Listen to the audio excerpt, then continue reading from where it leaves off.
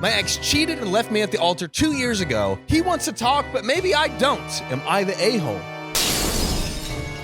Yes, you're the a-hole for him cheating. Maybe you should have just done better. My 28 female ex-fiancée, Derek. You, Derek? Yeah. 32 male, disappeared the morning of our wedding 2 years ago, evading all attempts to reach him. Wow. From myself and his family. Because he's dead. Tough plot twist. It was devastating, absolutely soul-crushing. The event turned into a party to distract from the pain of the unknown. Afterwards, I returned to our apartment and slept on the bathroom floor in my wedding dress. Oh, that is the most tragic scene ever. It was quite the ugly sight, to be honest. His mother ended up coming to the apartment when she informed me tearfully that Derek had run off with an ex of his. Wow. So not only did he leave her at the altar, he left her for somebody else. Low key, the riz you gotta have to riz up someone moments before they get married. Hats off to you. They had apparently reconnected a week prior to the wedding, and he just couldn't go through with it. Whoa, a week. Come on, that's some riz. Come on. Riz, like, there has to be a better word to describe. That's like riz. opting instead to rekindle his relationship with his ex. His family was horrified. I didn't hear from him until 3 months after he left. He called me, apologized, and then revealed that his ex had been hiding his child from him that he just found out about. Whoa. Dude, that's complicated. That's complicated. That's pretty much all that was said. I didn't say much. Actually, I only said hello. The whole situation left me numb. I just didn't care anymore. Thankfully, though, my friends were and continue to be there for me. Through all of this muck, they encouraged me to seek therapy and work on healing. Those are good friends. Which, I'll be honest, was terribly difficult, but after a year, I felt myself again. Which brings me to today. After this whole debacle and subsequent self-improvement / rebuilding, I moved to the UK. I'm originally from Australia. Ooh, we love an Australian baddie. Yo, I heard you're single. Last night, I got a message request on Instagram. It was Derek. Hey, white hand wave emoji. I've heard you moved to Wales. That's so cool. I'm traveling to Cardiff towards the end of July. I'm deeply sorry about everything, and I want to discuss what happened leading up to the wedding. I hope I'm not overwhelming you. Let me know if you'd like to talk over lunch. Bro. The f***ing dog. Are you kidding me? I mean, yeah. It is a nice text if he didn't leave her at the f***ing altar. Firstly, no idea who told him about my move. Secondly, I don't know if I crave closure from him, but I also don't want to decide to decline to only later regret my decision. So I turn to you, strangers of the internet, aka your boys. What should I think about before reaching a decision? Would it be wise to decline, or should I honor him and listen to his reasons? There is a juicy update. Oh, I have thoughts. You have thoughts? I have thoughts. I want to know everyone else's thoughts. Put your answers in the comments below. But my first thought is, no, you don't owe this guy anything. Nope. Nothing. Zero. Nada. The ball is in your court. If you need closure, go for it, girl. I think whatever OP feels she needs to heal, she should do. I don't really think this guy deserves any consideration. I get the message was, oh, hey, I'm traveling through. Heard you went here. Hope it was great. This is what I would lead with. Hey, I know you probably don't want to talk to me right now. And if that's true, just ignore this text. But I know you're going to be here. I'm also going to be here. If you want to talk, I would love to see you. Wow, this garnered far more attention than I anticipated, so bear with me as I try to navigate this advice. Although the general consensus is quite clear, I have learned that an old mutual friend of ours revealed where I moved. And evidently, he's been stressing that he needs to tell me something. He's pregnant. He's pregnant. For the time being, I've decided to simply ignore his message and work through any emerging feelings with my therapist. And the final update.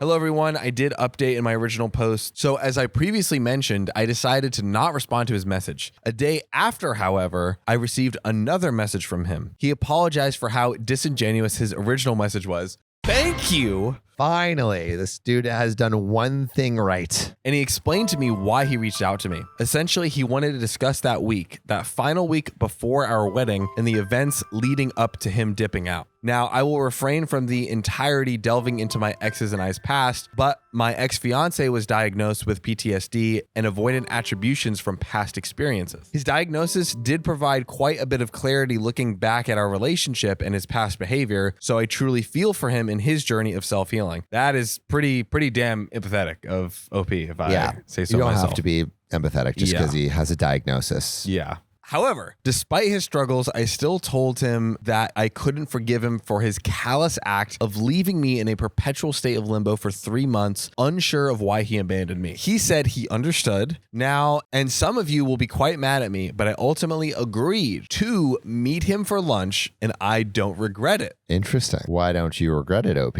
He is not with his ex. Actually, she passed away 6 months after he left me at the altar. What? Which is part of the reason why she reached out to him in the first place. Since then, he has been working on himself through therapy and navigating single fatherhood. And yes, the child is his. Wait. So this ex contacted him and say, hey, I have 6 months to live and you have a kid. Yep. Bruh. Okay, he's still an asshole for not telling OP about what's going on. But if he did tell OP that I have to leave you, I would understand that. You just explain it. That's explain it. That's, you know. Communicate.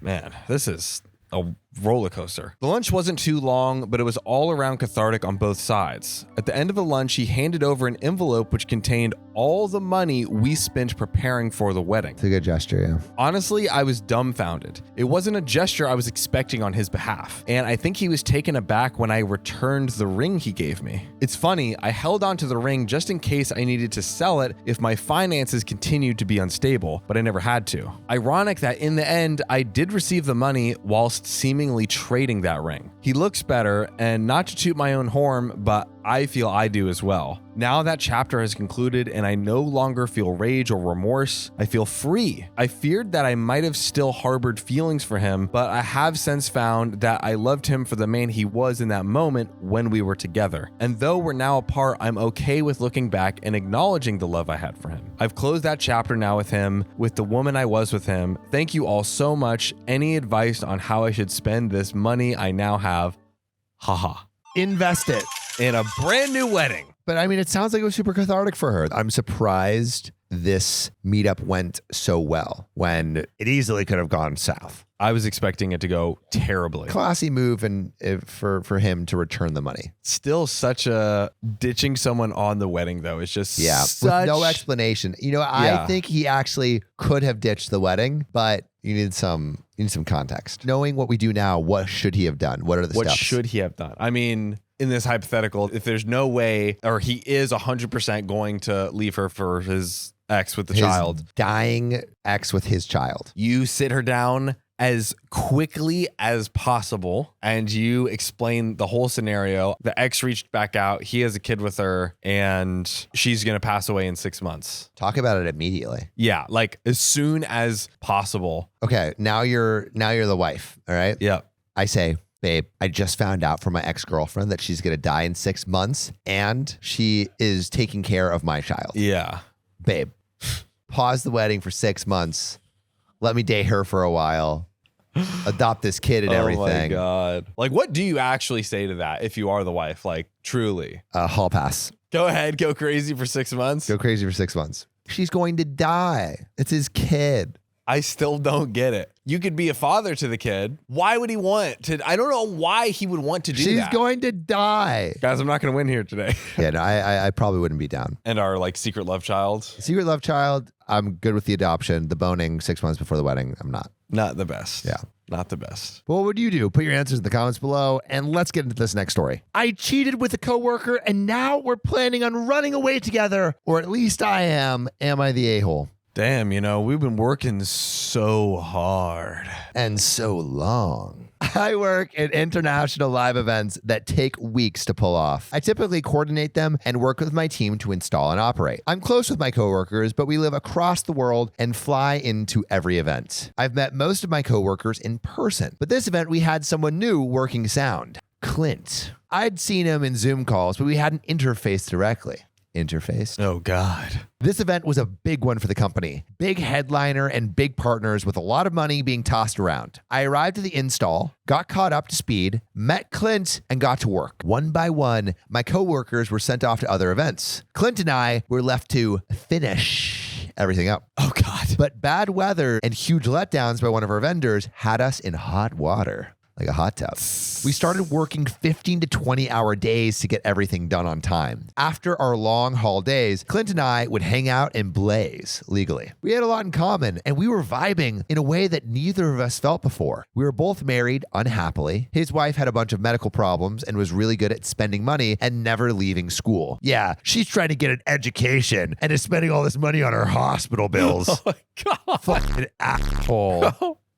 Jesus. My husband had turned into an angry person, had built up a pile of debt, and was not putting anything into the relationship. It started out platonic, but things got extremely stressful, and our sexual tension was started building up. Oh, God. The lack of sleep, stress, and my lower tolerance for cannabis left me questioning everything about my life. We both felt like the other person was an extension of ourselves. We were kindred spirits. Slowly, Clint started making moves, and suddenly, dinners were turning into dates, and we were hanging out in each other's hotel rooms. We crossed many, many lines. But right as we crossed the final line, my brain kicked back in, and we decided to take care of our lives before going further. So I guess it was like kisses, blowjobs, no sex. But by the time you're there, you're like, she's already... John, don't you know it's not cheating if your genitals aren't touching? Wow. How could I have missed that? I'm kidding, of course. Or is he? Over the last few days of the event, Clint and I continued to be close. We made plans to leave our spouses, sell our houses, and travel together. We created a bucket list of places to go, things to do, and see together. We even talked about eventually building a little cabin. Clint had planned on getting a tattoo dedicated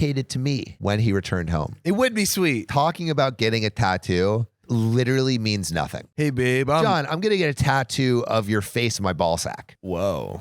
That means nothing until I get the ball sack tattoo. At the end of the event, we went our separate ways and kept in touch virtually. Lots of sexting and unprofessionalism all around. We had agreed we wouldn't tell our partners about the affair as they each have mental health issues, but we planned to divorce and move on with our lives. After a few days at home, I talked with my husband and asked for a divorce.